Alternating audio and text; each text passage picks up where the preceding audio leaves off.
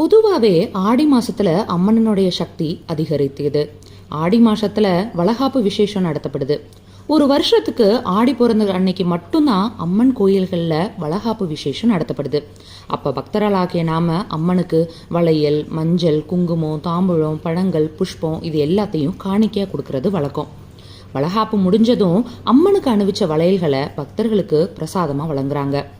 கோயிலில் பிரசாதமா கிடைக்கிற வளையலை பெண்கள் அணிந்துக்கிட்டா குழந்தை பாக்கியமும் திருமண பாக்கியமும் நிச்சயம் நடக்கும் அப்படின்றது நம்பிக்கை. பொதுவாக தங்கள் வீட்டு பெண்ணுக்கோ இல்லை மருமகளுக்கோ வளைகாப்பு வைபவம் நடைபெற வேணும்னு வேண்டிக்கிட்டு அம்மனுக்கு ஆடி போகிறதன்னைக்கு வளையல்கள் காணிக்கையை அளிக்கிறாங்க.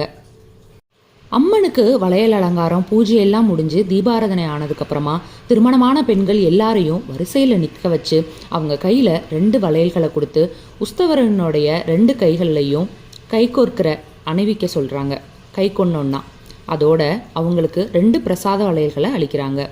வளைகாப்புக்காக அம்மனுக்கு பக்தர்கள் வாங்கி வரும் இந்த புது புடவை, மங்கள பொருட்கள் எல்லாமே மேடை மேலே தட்டாக வச்சிருப்பாங்க. அதுபோல தான் இதுவும்.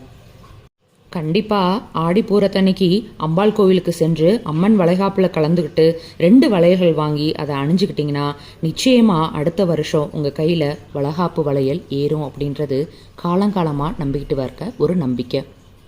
ஓம் சக்தி.